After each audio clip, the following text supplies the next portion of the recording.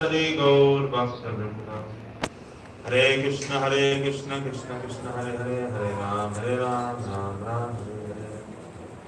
First of all, my sister Nandar Pranam, Tadmutan, Gaur Krishi Paramaratam, Guru Pada Patma, Vishnu Pada Sapra, Shishma Bhakti Vedanta Narayan, Goswami Maharaj Gurudev. Second, my sister Nandar Pranam, Tadmutan, Lord Siddhar Mashi, Rupanuga Gaudi, Guru Varga. My sister Nandar Pranam, and Tawas and Guru Vaishnava.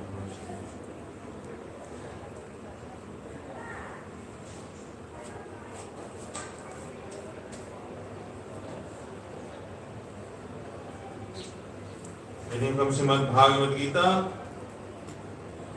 chapter 5, slok 10. Brahmanya adhaya karmani sangam tattva karotiya likyatena sapapena padma patram imam vasa.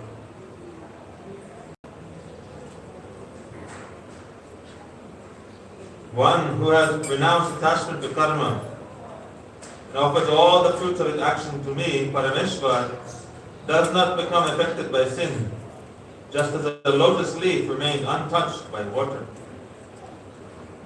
Bhavanugar. One who gives up attachment to the fruits of karma does not become bound by any action if he dedicates his work to me, Parameshwar, even while he still has a false ego. Here the word pap, sin, is used to indicate that such a person does not become implicated in any sinful action. In other words, he is doing the work, but because he is detached from the work, the fruits of the work, he becomes free from the reaction of that karma.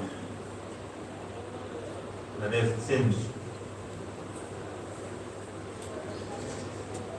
But that does not mean that if one commits sinful activities and is detached. But in reality, if someone is doing sinful activities, then he will always there will be some personal motive will be there. But it's impossible to really be detached from sinful activities. So here when he's saying that, so it's referring here to Nishkam Karma Yoga. Pradashika Vritti. The pure soul has no connection with material activities. Nishkam Karma Yogis become tattva-vids, endowed with transcendental knowledge by gradual purification of their heart. They then realize the nature of the self, Atma Tattva, and understand that even when they perform bodily activities, they are not the doers. They think that according to their Purva Samskar, previous impressions, all activities of the material body are automatically performed by the inspiration of Ishvara. Due to the existence of the material body, there may be a feeling that they themselves are the performers of action. That when they give up the body after attaining perfection, siddhi, there remains absolutely no feeling that they are the doers of action. Any action performed by such Mahatmas does not bind them to the material world. In other words, even though you are detached and you do not consider yourself the doer, because you are trapped in this body with five senses, there will always be some kind of conception or feeling that, oh, I am doing something. It's very hard to be completely free from the concept that I am not doing anything. You are physically doing things. And how can you say that you are not doing? But because you are not the doer in the sense that you are not attached to the fruits of your actions and you are doing everything out of duty, or you are doing everything according to the desire of Hari Guru Vaishnava, then it's due to their inspiration. So, in that sense, one is not the doer, but one is just an instrument then. Like a musician picks up a flute, the musician blows into the flute. The music comes from the flute itself, but without the flute player, the flute has nothing. It cannot produce any sound. So similarly, we may be doing things, but we are actually just an instrument in the hand of the Guru Vaishnava. But still, while doing activities, there is still always some small conception, oh, I am doing something. Because through our senses, we are engaging our mundane senses in Krishna's service. But because our heart is properly situated, then we do not become the doer. So, this is referring to those pure souls who are Nishkam Karma Yogis, who actually become tattva-vids, realize with transcendental knowledge. Even in that stage. And sometimes, according to your Purva Samskar also, you will act in certain ways. It is connected to your body. But understanding this is only related to the body, not the soul itself, one becomes detached and one is not considering oneself to do it. It's hard to remove certain activities or inclinations, tendencies from the body, because the body has its own nature. We can dovetail that nature into Krishna's service, but there's always a material aspect of the body. You cannot completely deny that, and you always have to act according to that. Man is a man and woman is a woman. Their bodies are different. They have to act accordingly. You cannot just think, everyone cannot think I am only soul and then they're feeling mingling. And if one is born in the West, then one will have certain inclinations. One will go, I like to eat boiled vegetables, avocado, this, that. Some scar will be there, related to the body. I like salads, I like this, that. This is how it is related, coming with the body, upbringing. And if someone is born in Bengal, then in India, they like spicy foods. So it is part of the samskar, nature of the body. But still, one tries to engage all of one's senses in Krishna's service, and consider oneself to be the non-doer.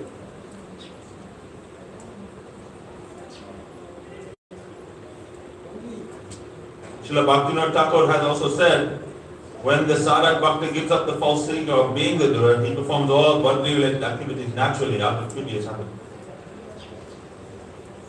So when we give up this idea, abhiman, I am the doer, I am going to achieve something, I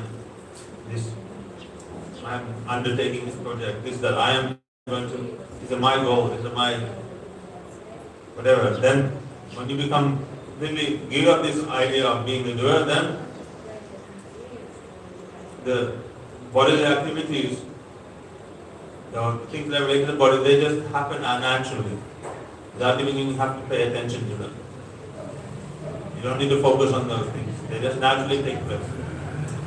Therefore, you become free from this dual abhiman. This is therefore said that ek dehara kriya abhyasa karibo jivana yapana lagi. This is what Bhakti said. I will maintain my life and I will do my bodily activities in a habitual way. This way, Sri Krishna bhajane anukula jaha tahaharu anuragi. This way, I will focus my full mind and intelligence, body, everything in Krishna bhajan. And I will become an anuragi. I will become attached to Krishna bhajan. The focus becomes what? Bhakti bhajan. That's where our mind and inspiration and everything is fixed in. And when our mind and everything is fixed in that, then there's no dual abhiman in bhakti. We're doing everything for Krishna's happiness, according to His pleasure. He's inspiring us. Everything else becomes habitual and secondary. All bodily maintenance, everything. Shloka 11. Kayena manasa buddhya kevala indriya rapi yogina karma kulvanti sangam takt atma shuddhaya. To purify the mind, the Nishkam Karma Yogi gives up all attachment and performs action with his body, mind and intelligence. Sometimes he performs action only with his senses, not even engaging his mind. Nishkam Karma Yogis also perform action only with their senses. For example, when one chants mantras such as Indraya Swaha while making our offering in the fire yajna, the mind may be elsewhere, yet the activity goes on. Atma Shuddhaya means that yogis perform action only to purify, only to attain purity of the mind. So, when the Nishkam Karma Yogi, the sadhak, he will give up all his attachment to the action itself, and it will just happen naturally. Body, mind and words. And then even his senses will be acting, but his mind will be where? Thinking about Krishna, thinking about Bhagavan. That he may be sleeping, where his mind is thinking of Krishna, thinking of Rajlila, thinking of the passionate about Guru Varga, how they are doing the temple, how they. So our senses are acting, but our mind is actually absorbed in Krishna Smaran. Maybe doing anything, cutting vegetables, and making garlands, maybe doing so many activities, but our mind is where? Focused on Bhagavad Smaran, remembering the Lord. Be chanting your Harinam, but then what happens is that you put the mantra into your mind, after some time you put your mind into the mantra. You become absorbed in Krishna's remembrance of Krishna. How much what you are even chanting it, you cannot even pay attention to that. And you will like, oh, my Harinam is finished so quickly already. So Rupa Goswami on the other hand, he is just chanting one Krishna and he is falling unconscious. He is waking up and oh, I have not chanted anything today. He is absorbed in Asta Sati Bhava. Shloka 12. So the idea is that we want to attain this state of purified mind. We can always remember Krishna. Smartavam Tata Vishnur Vismartavyo Nijatachit Sarvan Vinti Nishadashar Etayoreva Kinkara. All rules are subordinate to one rule. What is that? Always remember Krishna, never forget him. Yena Tena Prakaranam Manasa Krishna Niveshaya. By hook or by crook, somehow engage your mind in Krishna's Smaran. So, if you are able to remember Krishna, remember Guru Varga, engage your mind in favorable remembrance, then you understand that some purity of heart is there. Now is coming. And if you don't have purity of heart still, you pray, you perform your seva and you try to remember as much as possible, then very soon the mind will become very faithful and you will be able to remember all Harikatha, Krishna's pastime everything. Shloka 12. Yukta karma phalam tyaktva shantim apnati naistikim. Ayukta kama karena phale sakta nibhadyase.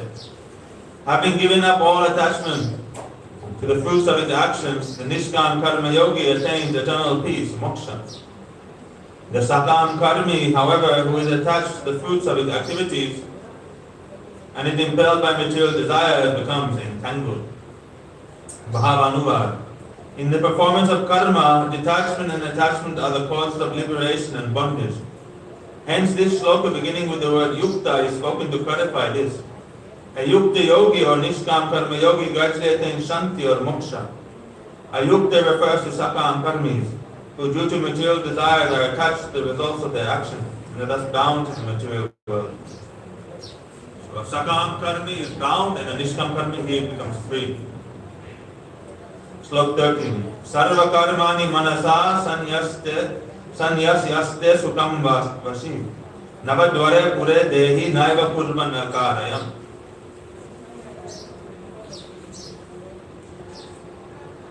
The self-controlled jiva, Nishkam Karma Yogi, having renounced attachment to the fruits of all karma within his mind, dwells peacefully in the city of 9 gates, neither performing action himself nor causing anyone to act. The city of 9 gates is what? It is body. 1, 2, 3, 4, 5, 6, 7, and 8, 9. 2. 9 down. 2 down, 9 total. So the Atma is residing within this body. Someone who has given up the fruits, the desire for the fruits of one's action, then he is peaceful. Bhavanuvar. According to the previous statement, Gyeya Sanitya Sannyasi, a person who performs action without attachment is in fact the real sannyasi. To explain this, Sri Krishna is speaking this shloka beginning with Sarva Karmani. Someone may think, oh, I wish I could take sannyas, I could become sannyasi. Here Krishna is saying, you want to become sannyasi? Very simple. Real sannyasi is who? Someone who is acting but he is detached from the fruits. And there is someone who is always under guidance of Guru Vaishnava, acting according to Krishna's desire. And he is real sannyasi. Mukunda Vrata Seva Nirdharan. Take up this Mukunda Vrata Seva. Do everything for the happiness of Krishna. Giving up all one's own personal desires, Anyavila. Then you are sannyasi. Anyone can be sannyasi. Externally accepting the ways of sannyasi doesn't mean you are sannyasi. One should be by heart. Therefore Krishna has spoken this. Although performing external activities related to the body, a self-controlled man, completely renouncing all actions through his mind, remains happily situated. Where does such a person live? Krishna replies, in the city of 9 gates. In other words, in a body freed from the false ego. In this case, the word Dehi refers to the jiva who has attained Gyan. Although he may perform karma, he knows that in reality he is not the cause of the happiness that results from his actions. And he therefore understands that actually he performs no work. Similarly, while engaging others in work, he does not make them act, because he has no purpose to fulfill. In other words, he remains unconcerned by their actions. What is anyone else is doing? This is what detachment means. Detachment doesn't mean that externally you give up all activities or interest in some subject externally, but internally there's so much interest. You instigate other people saying, you do this, do that. Get other people to do your work for you. Then it is like you are directly acting, there is no difference. For someone who is really detached, then whether someone is living, one is dying, what is detached from everything. Like Guru Vaishnava. Gurudev will say, I have no attachment for any of my disciples. But only attachment for Radha and Krishna. But the Guru has love for all his disciples, they're different. He loves all his disciples and he tries to help them. And he has so much care for them. But in the end of the day, he is detached. Because in the end of the day, the free will, the independence of the jiva is solely in the position of the jiva itself. One cannot force the jiva to offer that independence and free will. Therefore, one has to remain detached. You become attached, and the jiva misuses independence, and you will suffer. Therefore, you cannot, it's like something that is, you cannot rely on something that is unreliable. You cannot rely on something that is guaranteed it will be unreliable. The jiva is unreliable, guaranteed. This is his nature since time immemorial. Therefore, if you become attached to such a thing, then to a jiva, then you will suffer for sure. But what the jiva will do now and next is no guarantee. He is tatastha. Tatastha means he is situated between material and spiritual consciousness. Sometimes he is looking towards Maya, sometimes he is looking towards Bhakti. Where his mind will go 1 second and his heart will go 1 second is no guarantee. The Guru Vaishnava, they inspire, encourage, give us their love and affection. At the end of the day, they are detached. What will happen? That is in the hands of the Lord, and also in our own hands. In the sense that what we decide to do with our free will independence. So, therefore, Guru Vaishnava, they always in this detached mode. If they see any jiva who is inspiring to do bhakti, then they will encourage. They will provide all facility. They will go out of their way to help the jiva perform bhakti. They see some genuine inspiration and desire to do bhakti. But the jiva is acting independent, and the Vaishnava, they won't even look. They have no attention, they don't even know who is dying, who is living, what is going on. They have no care. If you want a relationship with Guru and Vaishnava, you want to approach them, you have to come to their platform. They're not going to come down to your platform. They are there. You approach them according to the instructions that we heard in Gita. Tad vidi pranipadena pariprasthana seva. Upadekshandite jnanam jnanam tattvadosi. Approach them humbly, offer your pranam, inquire from them, do service. Then, this service creates a relationship, a contract. That is, that now our relationship is based on what? On what terms? Transcendental service. Then Guru Vaishnava become somewhat bound to that jiva. The jiva is always performing service in a nishkapat, in a very selfless way. Then that Guru Vaishnava become drawn to that jiva. And they want to help that jiva more and more. So that is the only way we can maintain a relationship with Guru Vaishnava, is based on transcendental service. If you think that I will have some mundane relation with Vaishnava, that is impossible. They will never look at you. They will not care for you. But they see that you are doing service, and they will maintain relationship with you. The moment you give up your desire to do bhakti, your desire to do service, the Vaishnava will nothing to look at you. Nothing. Why? This neglect is mercy itself. They're letting you know that I am situated where? There, in the spiritual world. in my eternal relationship with Radha and Krishna. I want you to come here.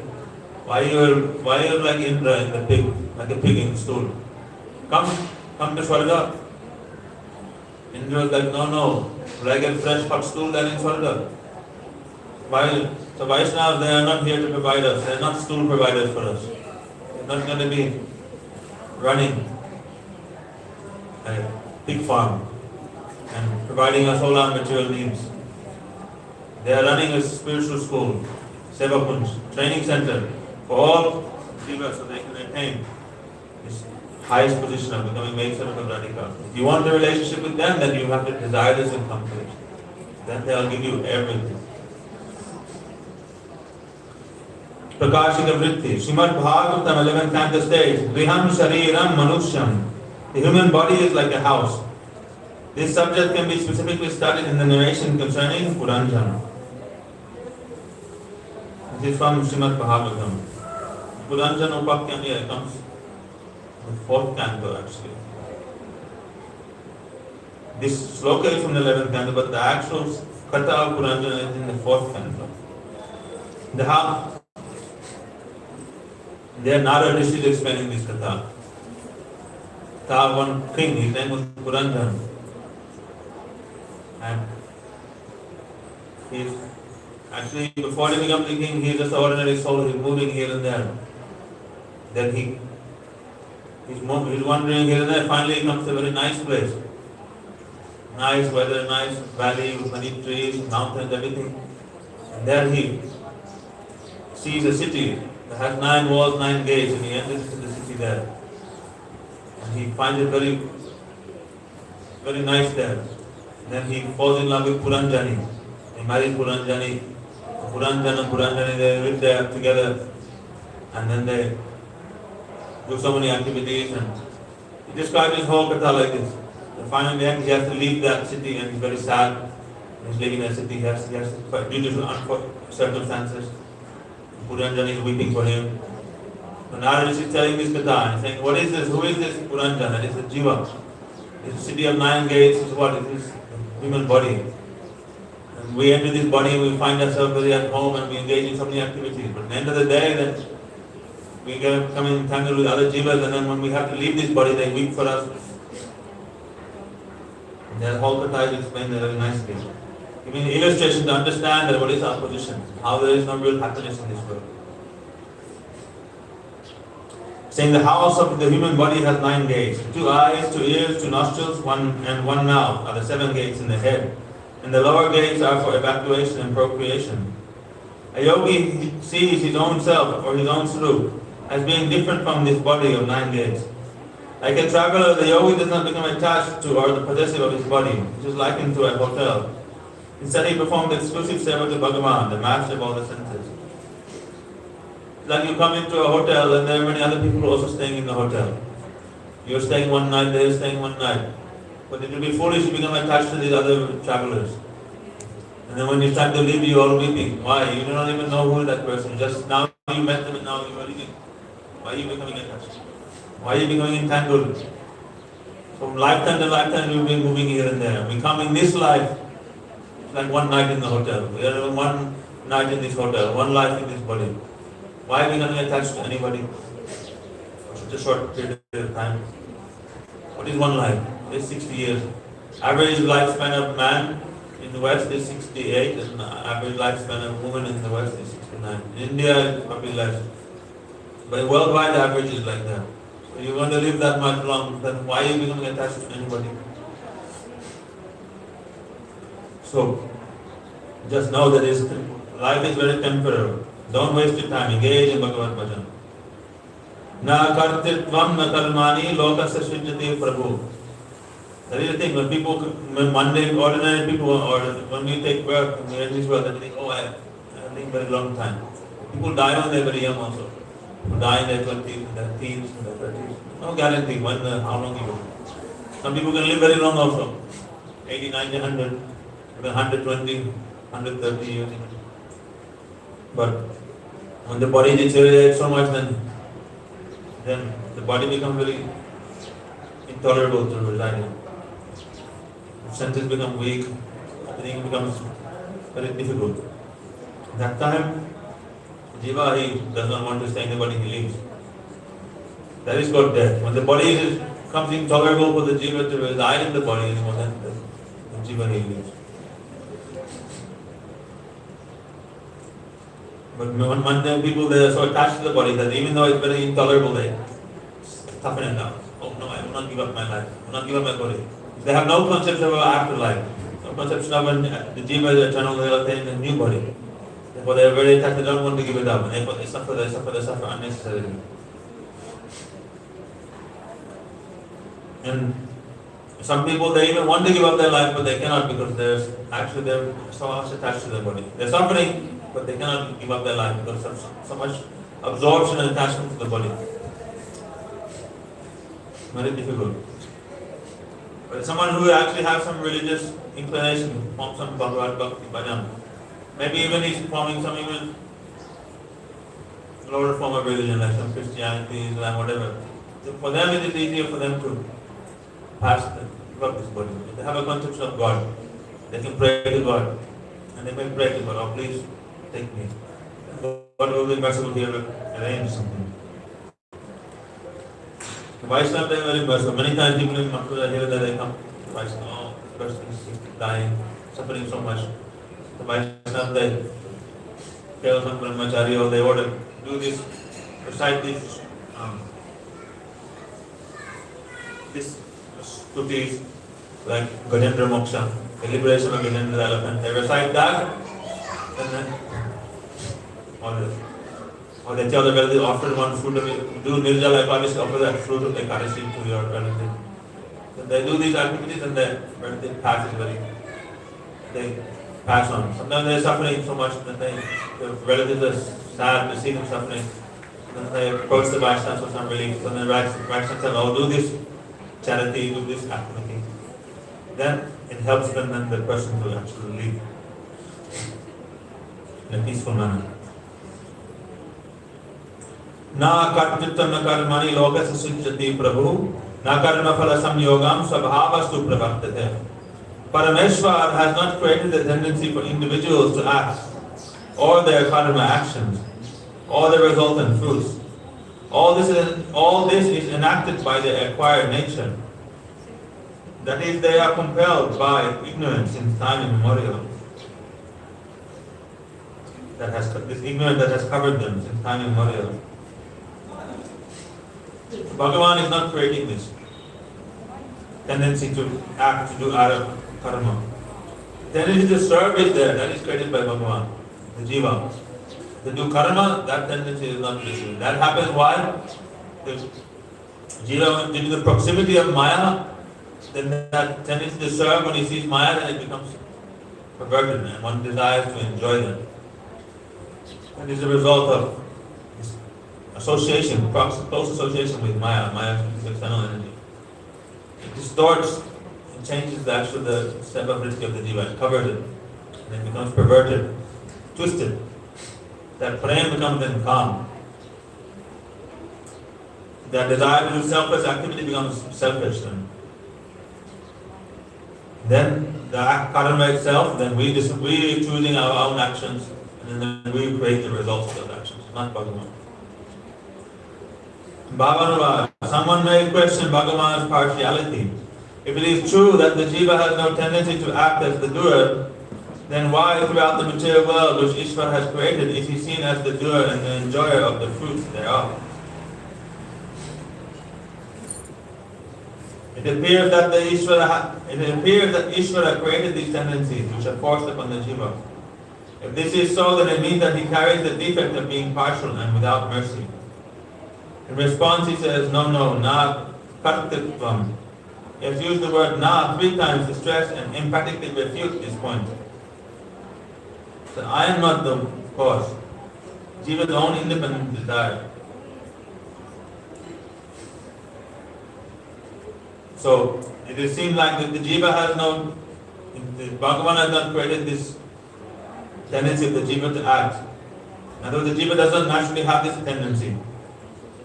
But the Ishvara has created this material world, and then that is attracting the jiva. and the jiva is becoming the action. It looks like that Bhagavan is the cause.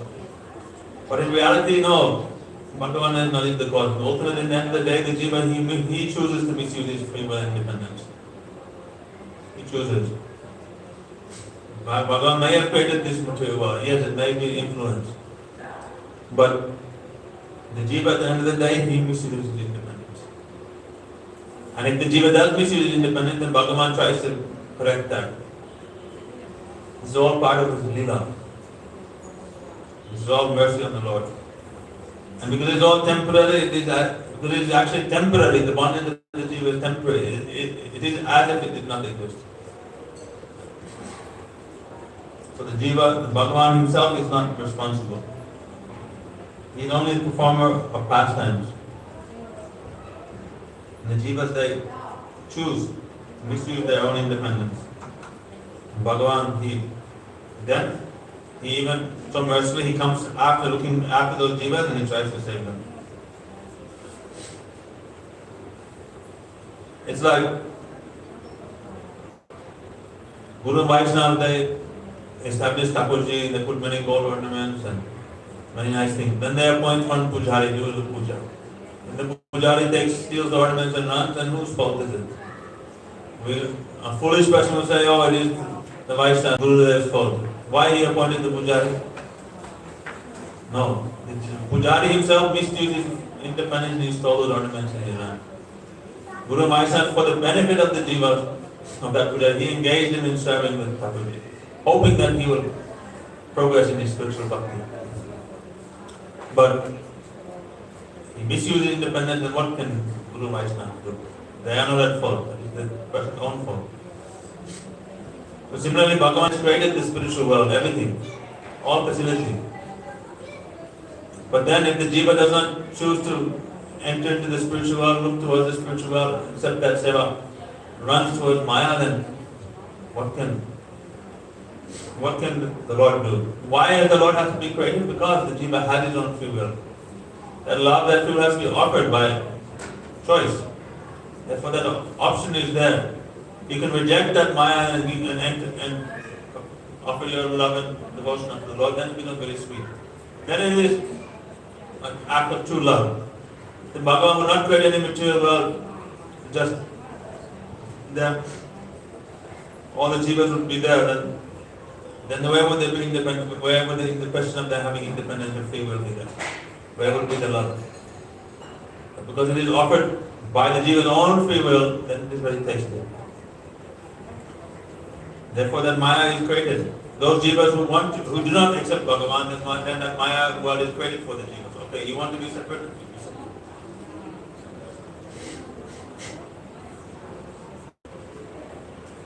So here, he's saying that Bhagavan has neither created the initiative, nor he has created the karma in the form of prescribed duty, nor the result of karma, which is sense enjoyment. It's only the conditioned nature of the jiva, in other words, his ignorance since time immemorial, which induces him to recognize the ego as being the prompter of action. His avidya is the cause of the jiva to become the doer. Prakashika vritti, the jivas are not initiators of their own actions. One should not think from this statement that the jivas engage in action only by the inspiration of Parameshwar. If this were the case, he would possess defects such as being biased and cruel. Because anyone who is doing a cruel activity, then one would say this is Bhagavan who is doing it. No. Besides, Bhagavan is not the agent who unites the jiva and the results of his karma. This union occurred only because of the jiva's ignorance from time immemorial, anadi avidya.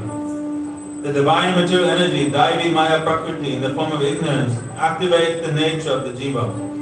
Only those jivas who possess such a conditioned nature, which is born of ignorance, are engaged in action by Parameshwar. He himself does not create the initiative within the jivas to act or not to act. So, finish here today, and tomorrow we'll continue with this talk. And next sloka, 15. Gaur Pramananda Hari Hari Bo Jai Shri Guru Pada Padma Ki Jai Guru Parampara Ki Jai Satchidananda Gaur Hari Ki Jai Saparsada Gaur Hari Ki Jai Vrindavan Dham Ki Jai Srimad Bhagavad Gita Ki Jai Shila Vishwanath Chakravarta Kurban Ki Jai Anandavadi Vaishnavinda Ki Jai Sahamagata Bhakta Vinda Ki Jai Jai Nitai Gauramananda